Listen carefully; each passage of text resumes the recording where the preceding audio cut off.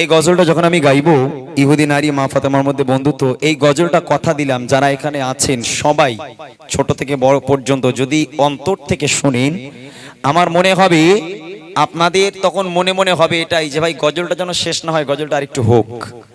কেননা এত সুন্দর একটা কাহিনী, মা ফাতেমা কেমন নারী ছিল, আমাদের ঘরের ফাতেমারা কেমন নারী, ওই গরিব ফাতেমার মর্যাদা কি, যে ফাতেমার পরনে একটা কাপড়, কি মর্যাদা আল্লাহ পাক দিয়েছিল যে রাজার মেয়ের সঙ্গে বন্ধুত্ব। ঘটনাটা শোনেন, জীবন বদলে যেতে পারে আমার মায়েদের। মন দিয়ে শোনেন, দেখেন এরা কথা, ভাই এদের তুলে দাও তো একটু, ভাই এই ছেলেপুলেগুলো তুলে দাও, এরা বারণ করছি বুঝতে পারছে না। এই করছি আমার সামনে কথা বলিস না বাবা। Hello hello hello hello check, আরেকটুখানি দাও, প্রেশার দাও একটু। Hello hello hello hello hello check. দেখেন ইহুদি নারী হলো বেঈমান বেদিন, হালকা একটু বেশ রেখো তো, হালকা একটু বেশ রাখবে। ইহুদি নারী হলো বেঈমান বেদিন, এই বেঈমান বেদিনদের সঙ্গে মুসলিমদের বন্ধুত্ব হয় না। তারপরেও মা ফাতিমার সঙ্গে এক ইহুদি নারীর বন্ধুত্ব হয়েছিল, এমন বন্ধুত্ব একে অপরকে না দেখে থাকতে পারতো না, একে অপরের সঙ্গে কথা না বলে থাকতে পারতো না। তাহলে সমস্যা কি? সমস্যা হলো যে ইহুদি নারী সে হলো রাজার মেয়ে, আর আম্মাজান ফাতেমা হলো গরিব ঘরের মেয়ে, যে ফাতেমার 2 দিন হয়ে যায় 4 দিন হয়ে যায় খাওয়া হয় না, পরনে একটা মাত্র কাপড়, তাও ছেঁড়া কাপড়, ময়লা কাপড়, তাবলি মারা কাপড়। এরকম গরিব ফাতেমার সঙ্গে রাজার মেয়ের বন্ধুত্ব। তাহলে ঘটনা কি? ঘটনা হলো রাজার মেয়ের বিয়ে ঠিক হয়ে গেল, মানে ইহুদি নারীর বিয়ে ঠিক হলো। ওই রাজা গিয়ে সারা শহরে সারা নগরে সব রাজার মেয়েদের দাওয়াত দিল।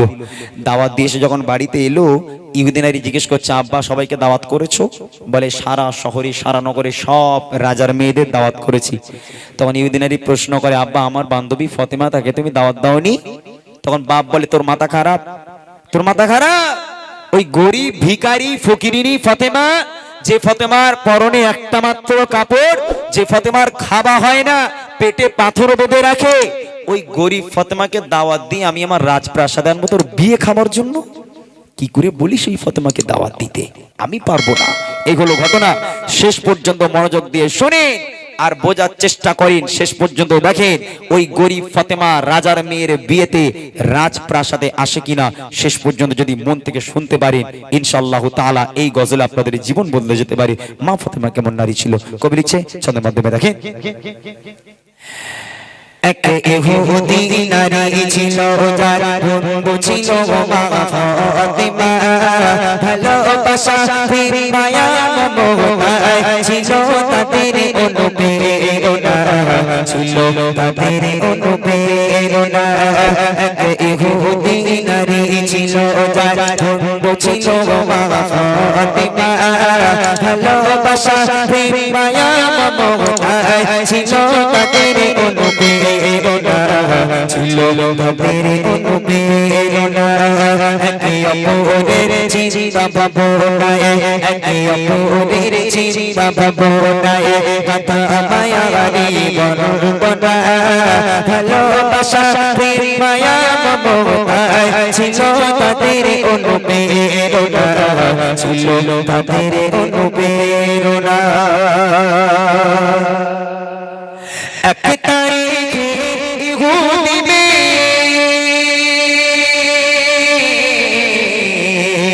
এক তারিখে ইহুদি মেয়ে বিয়ে হবে দিন ঠিক হলো। মেয়ের পিতা একে একে সব প্রিয়জনেদের দাওয়াত দিল। এক তারিখে ইহুদি মেয়ে বিয়ে হবে দিন ঠিক হলো। মেয়ের পিতা একে একে সব প্রিয়জনেদের দাওয়াত দিল, প্রিয়জনেদের দাওয়াত দিল। মেয়ে বলে দাওয়াত দিয়ে এসো, মেয়ে বলে দাওয়াত দিয়ে এসো, আমার বান্ধবী ফাতেমা না এলে সে আমার বাড়ি বিয়ে আমি করব না, বিয়ে আমি করব না। এক ইহুদি নারী ছিল, যার বন্ধু ছিল মা ফাতেমা। ভালোবাসা মায়া মমতা ছিল তাদের অনুপ্রেরণা, ছিল তাদের অনুপ্রেরণা। বলছে, মা তুই রাজার বাড়িতে মানুষ হয়েছিস ভুলে যাস না, তুই রাজার রাজপ্রাসাদে থাকা মেয়ে। তুই নিজে বল, তোর বিয়েতে আসবে তোর বাড়িতে সব রাজার মেয়ে। ওই রাজার মেয়েদের মধ্যে যদি গরিব ফকিরিনী ভিখারিনী ফাতেমা, যে ফাতেমার খাওয়া হয় না, পরনে একটা মাত্র কাপড়, তাও ময়লা কাপড়, ছেঁড়া কাপড়, ওই ফাতেমা যদি আমার রাজপ্রাসাদে আসে, আমার বাড়ির মান থাকবে? কি করে বলিস ওই ফাতেমাকে দাওয়াত দিতে? মেয়ে বলছে, আব্বা তুমি রাজা হতে পারো, তবে আমি কিন্তু তোমার মেয়ে, মনে রেখে দাও, তোমার যদি জেদ থাকে, জেদ কিন্তু আমারও আছে। মেয়েদের জেদ বেশি হয় না একটু?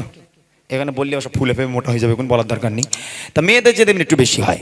তো বাপকে বলছে, আব্বা ফাতেমা হচ্ছে আমার বেস্ট ফ্রেন্ড, ফাতেমা হলো আমার সবচেয়ে ভালো বন্ধু, যদি আমার বিয়েতে ফাতেমা না আসে, বিয়ে আমি করবো না, তোমার কি করার আছে তুমি করে নাও।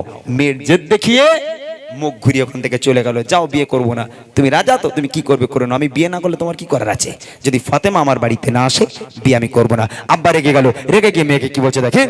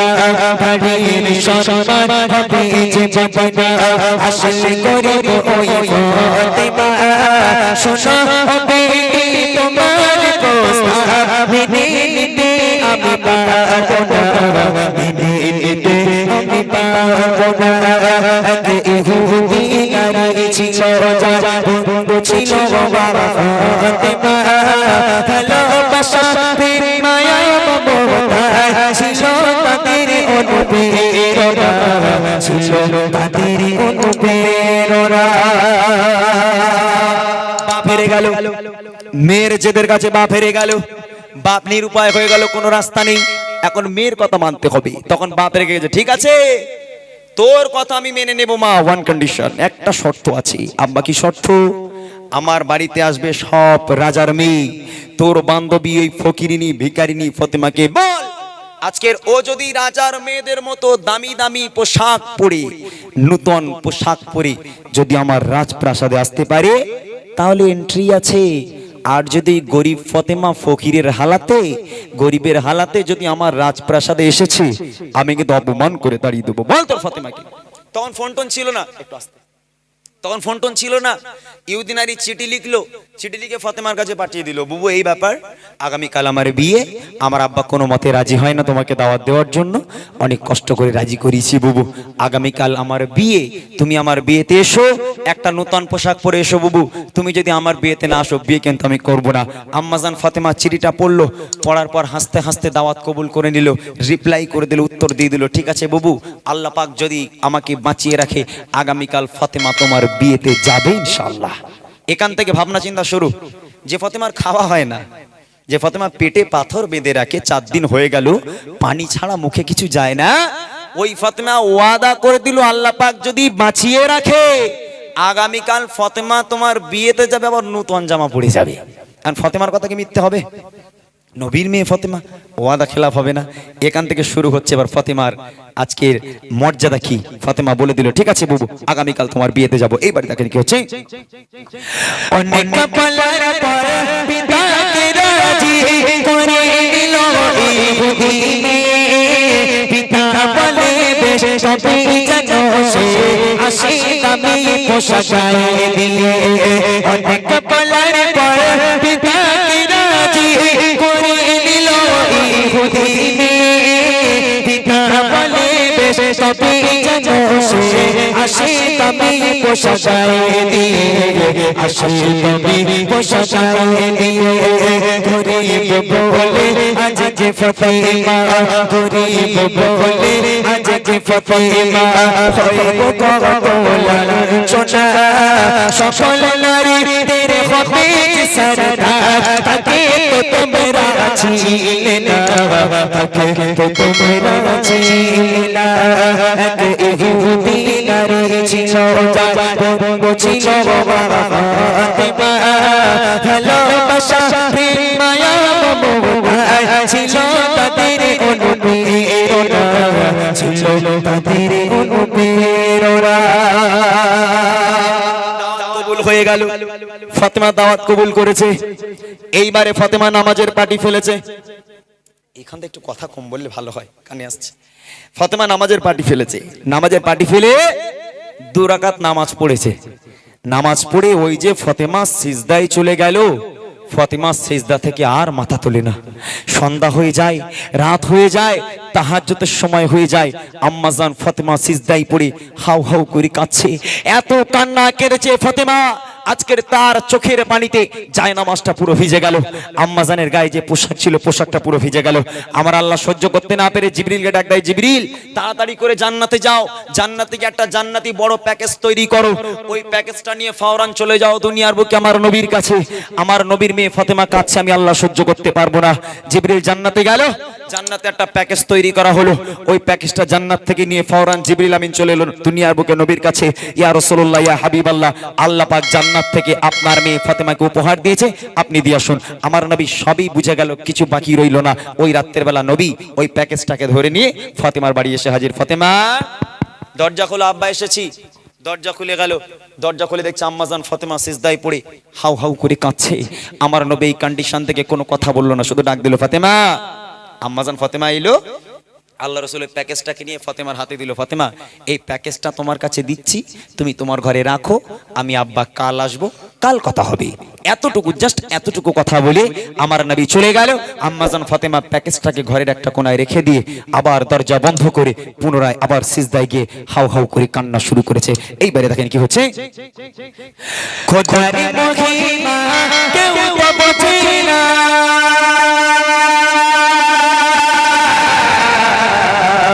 খোদার মহিমা কেউ তো বোঝে না জিবরিল এলো মোর নবীর কাছে চাচা তো এসে কিছু সামানা দিয়ে গেল মোর নবীর হাতে দিয়ে গেল মোর নবীর হাতে ফাতেমা বাড়ি গিয়ে মোর নবী ফাতেমা বাড়ি গিয়ে মোর নবী ধরেছে শোনো ফাতেমা খোদা উপহার তোমার তরে কবুল করো এই নজরানা কবুল করো এই নজরানা ইহুদি নারী ছিল যারা বন্ধু ছিল ফাতেমা ভালোবাসা প্রেম মায়া মমতা ছিল তাদের অনুপ্রেরণা ছিল তাদের অনুপ্রেরণা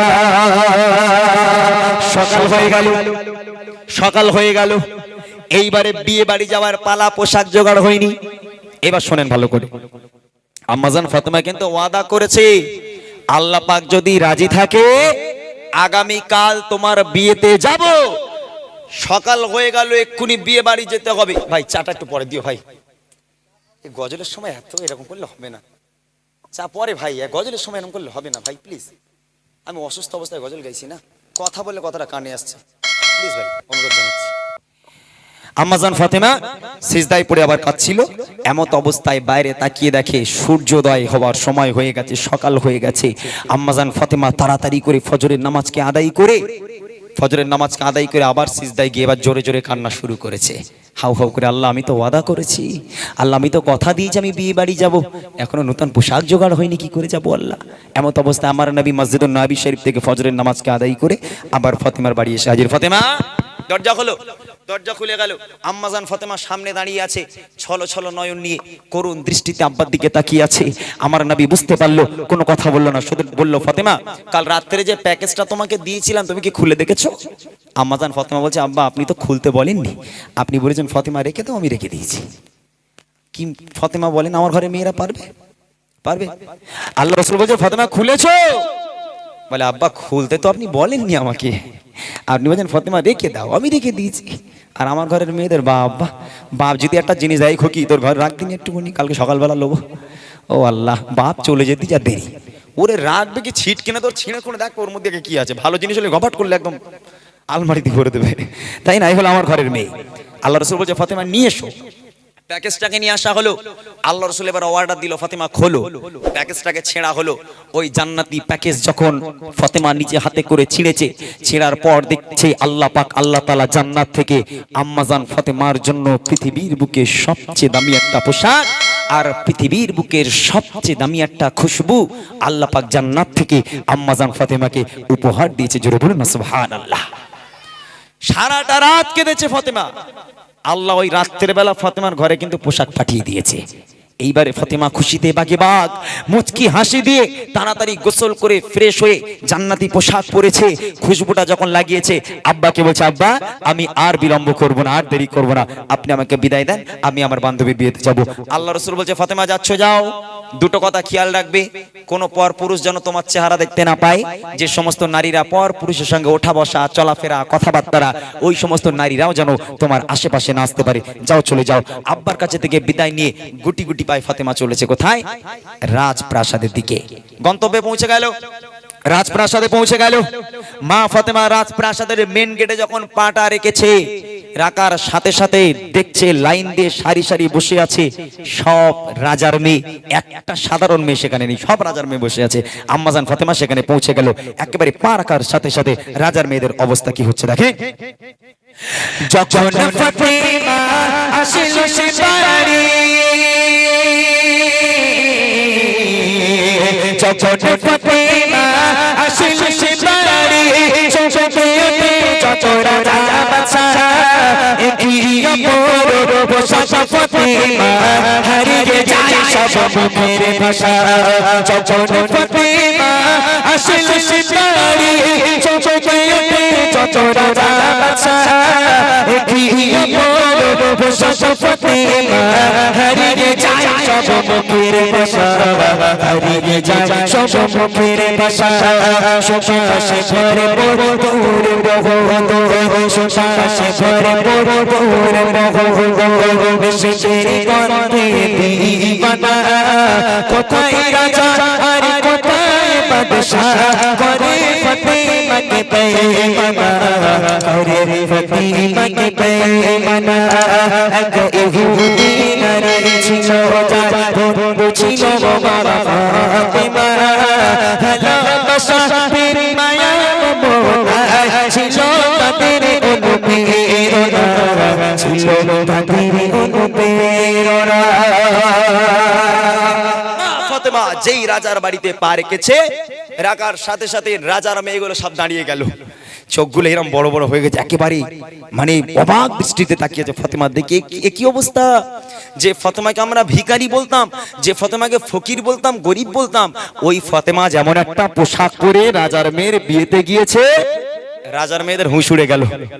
ইহুদি নারী এলো, মানে বান্ধবী এলো, ফাতেমার হাতটা ধরে সোজা চলে যাচ্ছে কোথায়? রাজার মেয়ের বিয়ে, মানে বিশাল বড় বিয়ে, বড় প্যান্ডেল করা হয়েছে, বড় স্টেজ করা হয়েছে।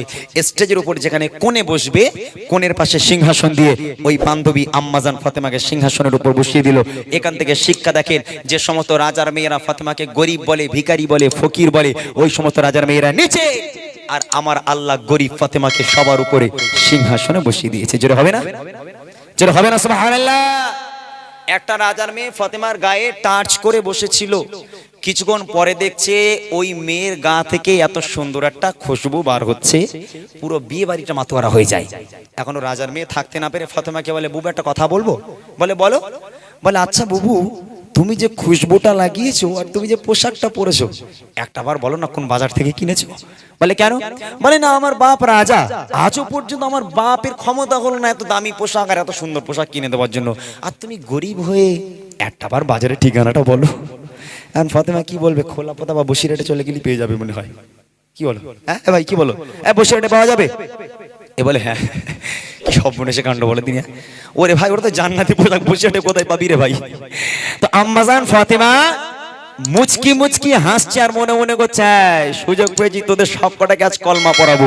বুদ্ধিমতী ফাতেমা সঙ্গে সঙ্গে ব্রেন খাটিয়ে বুদ্ধি খাটিয়ে কত সুন্দর করে বাজারে যাবার ঠিকানা, কোন রাস্তা দিয়ে বাজারে যেতে হবে, দোকানের মালিককে, দোকানটা কোথায়, দোকানের সেলসম্যানকে আম্মাজান ফাতেমা ইহুদি নারীদের কত সুন্দর করে বুদ্ধি করে বুঝিয়ে দিচ্ছে। দেখে দোকানের মালিক আল্লাহ তাআলা, দোকানের মালিক আল্লাহ তাআলা, পৌঁছারে তার জিবরিল আমিন, সেই দোকানে যাবার সুখবর ইহদিনাস সিরাতাল মুস্তাকিম। জোরে হবে সুবহানাল্লাহ, জোরে হবে না সুবহানাল্লাহ। আম্মাজান ফাতেমা শুধু রাজার মেয়েদের জন্য নয়, আজকের পশ্চিম নাটুরিয়ার মেয়েদের জন্য একই বার্তা দিল। মা, আজকের তোমরাও যদি ফাতেমার মতন ওই পোশাকটা পেতে চাও, ফাতেমা বার্তা দিয়ে দিল, শুনে নাও, বলে দিল ইহদিনাস সিরাতাল মুস্তাকিমের পথ ধরো, দোকান পেয়ে যাবে। দোকানটা হলো জান্নাত, জান্নাত, জান্নাতে চলে যাও, দোকান পেয়ে যাবে। ওই বাজারটা হলো জান্নাত, ওই জান্নাতে চলে যাও, দোকান পেয়ে যাবে। যে দোকানের মালিক হলো আমার আল্লাহ, আর আল্লাহকে পেয়ে যাও, পৃথিবীর বুকে সব দামি জিনিস তুমি অ্যাভেলেবেল পেয়ে যাবে। আর একবার জোরে হবে সুবহানাল্লাহ। এই কথা শোনার সাথে সাথে এক এক ইহুদি নারী, এক এক রাজার মেয়ে ফাতেমার হাতে হাত দিয়ে বায়াত হয়ে কলমা পড়ে মুসলমান হয়ে গেছিল। এটাই ছিল আম্মাজান ফাতেমার মর্যাদা। শেষ কথা কবি লিখে দোকানের মালিক আল্লাহ তাআলা, পৌঁছারে তার জিবরিল আমিন, সেই দোকানে যাবার সুখবর ইহদিনাস সিরাতাল মুস্তাকিম, ইহদিনাস সিরাতাল মুস্তাকিম। শোনো এরা এমন তারিশান, শোনো এরা এমন তারিশান, ও সুজুদে যায় চোখের কণা, একে একে সব ফাতেমা হাতে পড়ে নিল যে কলমা, পড়ে নিল যে কলমা। এক ইহুদি নারী ছিল, বন্ধু ছিল ফাতেমা, ভালোবাসা প্রেম মায়া মমতা ছিল তাদের অনুপ্রেরণা, ছিল তাদের অনুপ্রেরণা, ছিল তাদের অনুপ্রেরণা, ছিল তাদের অনুপ্রেরণা।